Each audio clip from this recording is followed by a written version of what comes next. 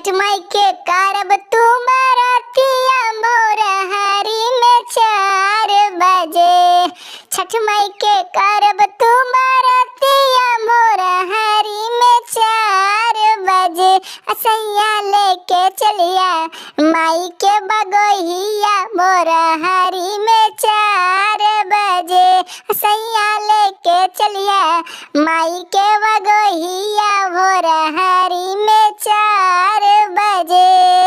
छठ माई के करब तुम्हारा तिया भोर हरी में 4 बजे। छठ माई के करब तुम्हारा तिया भोर हरी में 4 बजे। देवरू लेके चलिए सिर पे दौड़िया भोर हरी में 4 बजे।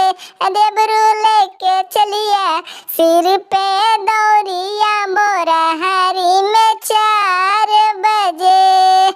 ए हो सखी तनी चुंदरी ले आबा, चुंदरी लाके माँ के ओढ़ाबा, माँ के ओढ़ा के रूप सजाबा, जिंदगी अपन सफल बनावा। ए हो सखी तनी चुंदरी ले आबा, चुंदरी लाके माँ के ओढ़ाबा, माँ के ओढ़ा के रूप सजाबा, जिंदगी अपन सफल बनावा। जय छठ माता की।